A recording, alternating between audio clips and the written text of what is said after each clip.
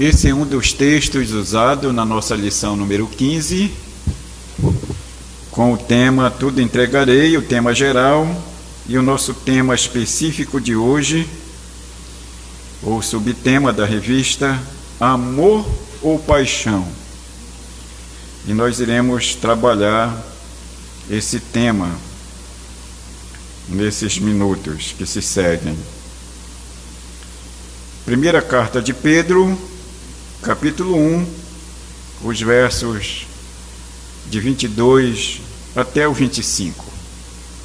Primeira de Pedro 1, de 22 em diante. A santidade no amor, diz o epígrafe aí das vossas Bíblias. Verso 22. Tendo purificado a vossa alma pela vossa obediência à verdade, tendo em vista o amor fraternal não fingido, amai-vos de coração, uns aos outros, ardentemente, pois fostes regenerados, não de semente corruptível, mas de incorruptível, mediante a palavra de Deus, a qual vive e é permanente. Pois toda a carne é como a erva, e toda a sua glória como a flor da erva. Seca-se a erva e cai a sua flor. Porém, a palavra do Senhor permanece eternamente. Ora, esta é a palavra que vos foi evangelizada. Que Deus abençoe nossos corações para receber a sua santa palavra. Então, nós temos aí o nosso tema, Amor ou Paixão, lição número 15. Eu trouxe aqui uma ideia central, alguns chamam de alvo, ou de tese, que diz o seguinte: precisamos entender que o amor a Deus está em primeiro lugar e devemos amar o próximo como resultado do amor de Deus nas nossas vidas. Esse texto de 1 de Pedro, ele é um grande desafio para nós, porque Pedro diz que a santidade e o amor devem andar juntos. O temor a Deus e o amor aos irmãos devem também andar juntos. Um complementa o outro. O apóstolo João, na sua primeira carta, ali no capítulo 3, ele chega a desafiar as igrejas da Ásia e a nós também, ao dizer que como nós amamos a Deus se não vemos e não amamos os irmãos que vemos. Então é um grande desafio. Amor ou paixão? Todo ser humano precisa ser amado, aqui em nossa introdução. E nós temos no coração uma capacidade muito grande de tendências a amarmos, a aceitarmos alguém ou não. Então, todos nós temos essa capacidade. É um dom que vem da natureza mesmo, da nossa criação. O próprio Deus nos fez assim. Nós não conseguimos ser neutros. O nosso coração precisa cambar para algum lado, a nossa mente, nossos pensamentos. E eu fiz aqui uma definição do que é paixão e do que é amor. Então nós temos paixão, sentimento ou emoção em alto grau de intensidade, sobrepondo-se à lucidez ou à razão, movimento impetuoso da alma para o bem ou para o mal. Então, nós estamos vendo em nossos dias pessoas matando as outras em nome de uma paixão, aquilo que os psicólogos chamam de paixão doentia. E para nós, como cristãos, é exatamente a falta do amor de Deus.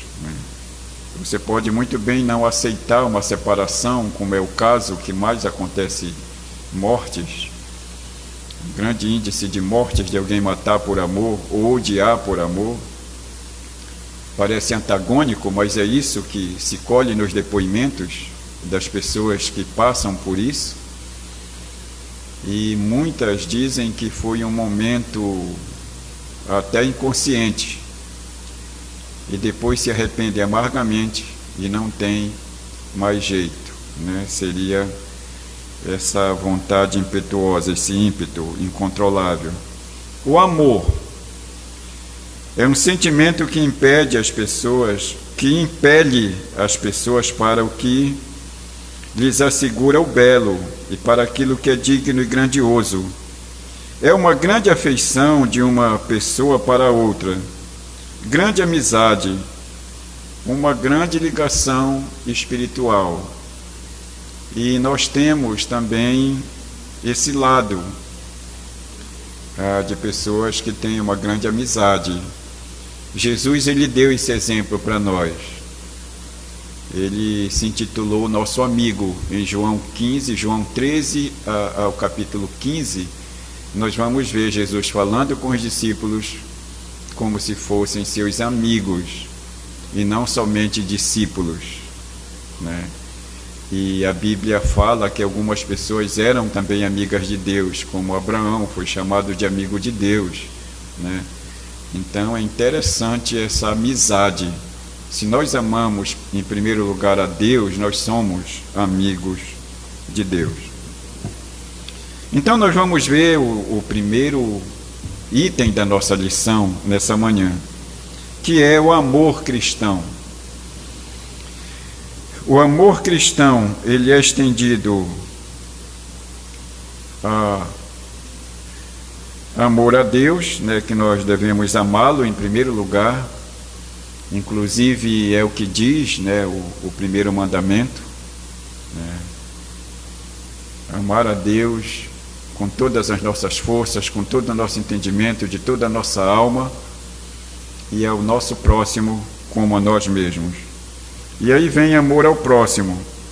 A Bíblia nos mostra as diversas esferas que devem alcançar o nosso amor cristão, o que devemos alcançar.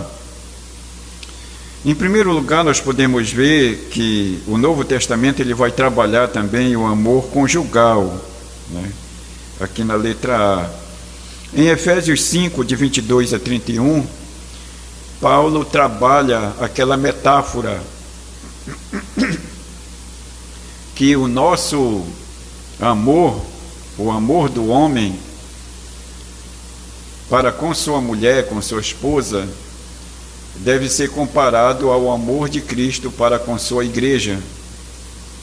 E a obediência da esposa ao seu marido deve ser também comparada à obediência da igreja a Cristo. E Paulo chega a mencionar que ninguém odeia a si mesmo, e ninguém mutila e maltrata seu próprio corpo. Assim, o marido e a mulher devem cuidar bem um dos outros, e principalmente o marido da esposa. Em 1 de Pedro 3, de 1 a 7, como podemos observar na lição, Pedro vai trabalhar o mesmo tema. E o que chama a minha atenção nesse texto de Pedro é que Pedro diz que o homem deve viver a vida comum do lar com a sua esposa, cuidando dela como parte mais frágil. O que é a vida comum do lar? É o carinho, é o afago, é ver o que a esposa está precisando, é ajudá-la em suas dificuldades, né? Porque se nós formos olhar biblicamente, a mulher ela é auxiliadora do homem. Não diz que ela é cozinheira, que ela é costureira, que só ela vai cuidar da casa e dos filhos. Ela é auxiliadora. Quem deve cuidar de tudo isso somos nós juntos. Eu e a minha esposa, você e a sua esposa, eu, minha esposa e meus filhos, você e sua esposa e seus filhos. O amor também é revelado nisso. Amor aos filhos. De acordo com Efésios 6, verso 4, o texto diz assim para nós: E vós, pais, não provoqueis vossos filhos a ira, mas criai-os na admoestação do Senhor. Você que é filho, você que é pai, eu recomendo para você, nesse Dia dos Pais, a leitura de Provérbios capítulo 4 e capítulo 5. Essa capitulação do livro de Provérbios, ou esse número de Provérbios, o número 4 e o número 5, tem muito a ver na relação de conselhos que o pai dá ao seu filho. E é muito importante porque você, na posição de pai, você verá se está aconselhando de maneira correta ou não o seu filho. E você, na posição de filho, verá que aquilo que seu pai está lhe dizendo nem sempre é da cabeça dele, mas é da palavra de Deus. Ele quer o melhor para você. O amor aos irmãos, né? A letra C. Né? 1 de Pedro 1,22, como nós já lemos, né? Tendo purificado a vossa alma pela obediência à verdade, tende em vós o amor fraternal não fingido. Amai-vos de coração uns aos outros ardentemente. Que coisa bonita, né? Ainda em Romanos 12, verso 10, Paulo diz o seguinte a todos nós: amai-vos cordialmente uns aos outros com amor fraternal, preferindo-vos em honra uns aos outros. Quando lemos um texto como esse, nós podemos observar que a falta desse amor fraternal entre os próprios cristãos está muito ausente. E a falta desse amor fraternal entre a humanidade, pois a grande maioria entende que nós somos originados na criação por um só Deus e que vimos oriundos de um só casal. Mas ainda assim, alguém olha para alguém que é a semelhança de Deus, que é seu semelhante, e o rechaça com ignorância, com apelidos desdenhosos, com ofensas, e como se não bastasse tudo isso, ainda se dizem cristãos e ainda dão glória a Deus bem alto, chamando os outros, que eu não vou dizer aqui, mas você que tem a sua rede social, você vê, principalmente pelo lado político, com quem não concorda com você ou com alguém. Mas a Bíblia diz ao contrário, nós devemos amar ardentemente, devemos amar sem hipocrisia, devemos tratar os outros com honra, né? Preferindo-vos em honra uns aos outros, né? Romanos 12, verso 10. O amor aos necessitados. Mateus 25, de 35 a 36. Irmãos, no grande julgamento é interessante o que Jesus diz. Porque tive fome e me deste de comer, tive sede e me deste de beber, era forasteiro e me hospedastes, e assim sucessivamente. Jesus, ele abre esse texto de maneira assustadora para com seus ouvintes. Ele diz, naquele dia eu vou dizer para muitos que estiverem próximo de mim, apartai-vos de mim, malditos, porque eu tive fome e vocês não me ajudaram, eu passei por isso, vocês não me ajudaram, eu fui preso, não foste me visitar. Mas direi também a um grande grupo, vinde benditos de meu Pai, porque eu tive fome e me deste de comer, tive sede e me deste de beber, estive nu e me vestistes. Amor fraternal, né? E aqui eu quero parabenizar as igrejas que no meio dessa necessidade não têm deixado suas viúvas e órfãos com fome, os desempregados da sua comunidade, principalmente os membros e congregados. E eu louvo a Deus aqui, ao grupo de diáconos da nossa igreja, que mesmo antes desse momento de pandemia, a nossa igreja vem olhando para essas necessidades, para as necessidades do pão e do vestir de algumas pessoas que têm surgido necessitadas no nosso meio. É interessante, amor aos necessitados. Precisamos dessa prática. Lembre-se, aquele que ama a Deus, ame também seu irmão. 1 de João 4, 21. O segundo ponto da nossa revista é a prática do amor. Como nós já exploramos na primeira parte, eu vou ser mais breve aqui. O amor matrimonial, que é o amor dos cônjuges, nós já falamos um pouquinho sobre isso. E a nossa igreja preza muito por isso, graças a Deus.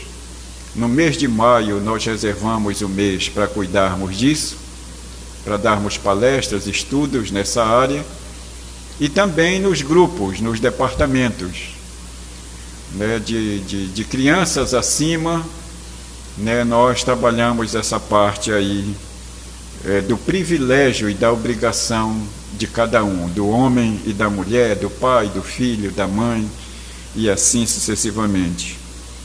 O amor é eterno, isso nós não temos dúvida, porque Deus é amor.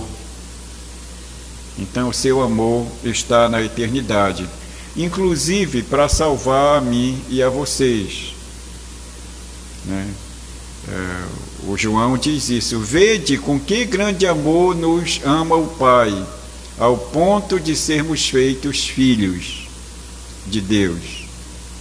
E Paulo, escrevendo aos Efésios, ele começa a sua carta comungando dessa ideia, que o amor de Deus é revelado agora, nesse momento, a nós, mas ele é pré-existente, ele é antes da criação do mundo, porque ele está no coração de Deus, ele está no ser de Deus.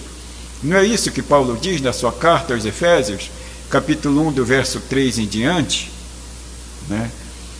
Diz que nós, Deus, né, tem nos amado em Cristo e nos tem abençoado com toda a sorte de bênçãos espirituais em Cristo, que nos elegeu nele antes da fundação do mundo, para que fôssemos crescendo para louvor da sua glória. Então o amor, ele é eterno, o amor é fiel, o amor é fraternal, né? A ideia de fidelidade aqui é quase que imutabilidade. Em Deus ele é fiel, em nós nem tanto, né? Mas a gente tem que se esforçar para isso. O amor aos nossos inimigos, né? Jesus, ele nos dá uma lição interessante no capítulo 7 de Mateus. Jesus não está reprovando a oração, nem o sacrifício, nem o dízimo nesse texto, mas ele está dizendo que nada disso adianta se nós não orarmos pelos nossos inimigos. E aí Jesus, ele cita a tradição dos anciãos. Ele diz: o que é que está escrito lá na tradição de vocês? Amai os vossos amigos e odiai vossos inimigos. Eu, porém, vos digo: amai aos vossos inimigos e orai por eles. O terceiro item aqui da nossa lição é a teoria do amor, né? Eu estou seguindo aqui o esboço da revista, né? Tudo entregarei, a lição número 15, a teoria do amor. E aí vem a teoria número 1, o amor é paciente, tem paciência, né? Não é fácil, né? Na nossa geração tudo é rápido, haja paciência, né? O amor é bondoso, o amor deve ser bondoso. Como Jesus já disse que nós precisamos ser bons até com os nossos inimigos, então precisamos ser bons para com todos, bondosos para com todos. O amor não é ciumento. A gente tem que ter cuidado até onde é ciúme e até onde é zelo ou cautela, né? Nós precisamos ter cuidado, né? O ciúme, ele faz parte da nossa carnalidade, então ele precisa ser vencido pelo Espírito. O amor não é orgulhoso, né? O amor não é orgulhoso. E às vezes a gente se sente tão empolgado, né? Eu tenho aprendido ao longo dos anos isso, mas a gente ainda vê nas nossas redes sociais, às vezes em alguns testemunhos, pessoas dizerem que têm orgulho de serem cristãos. Na verdade, nós deveríamos ser gratos a Deus por sermos cristãos. Por que nós seríamos orgulhosos em sermos cristãos? Nada depende de nós, a salvação não veio de nós, dos nossos méritos. Nós somos salvos pela graça, pela misericórdia de Deus e através da fé em Jesus Cristo somente. Então, a salvação não procede de nós. Deus nos-la deu a cada um de nós. Então, irmãos, nós devemos ser gratos a Deus por sermos cristãos e não orgulhosos. Você sabe o que aconteceu com aquele fariseu orgulhoso que foi orar juntamente com aquele publicano, né? Aquele fariseu, ele, como homem, ele não faz uma oração errada, porque eu entendo que tudo que ele diz ali, ele fazia para Deus. Só que a sua arrogância foi tão grande que ela ofendeu a Deus. E Jesus ele conta essa ilustração. Ele diz: 2 homens foram adorar, subiram para o monte, para o templo. O fariseu subiu exaltado, disse para Deus o que ele era e o que ele não era, o que ele fazia e o que ele não fazia. Levantou a sua voz com arrogância. E o publicano batia no peito, que na tradição hebraica, bater no peito é se humilhar, é ficar sem palavras. Mas ele dizia: Deus, tenha misericórdia de mim. Pai, tem misericórdia de mim. E aí Jesus faz a pergunta aos seus discípulos: a que vos parece quem agradou a Deus no seu culto? Aí Jesus diz: o publicano. Porque quem se humilha, Deus exalta, e quem se exalta, Deus humilha. O amor não é vaidoso, o amor não é grosseiro, o amor não é egoísta, o amor não se irrita facilmente, é o que diz a Bíblia. Não se irrita facilmente, né? Eu não sei se você conhece alguma pessoa que só vive irado ou irada, né? Mas não é fácil você conviver com pessoas assim. E às vezes a gente passa por isso no trabalho, na sala de aula, no nosso ir e vir. E aí não é fácil. Eu quero aqui encerrar fazendo algumas aplicações para nós.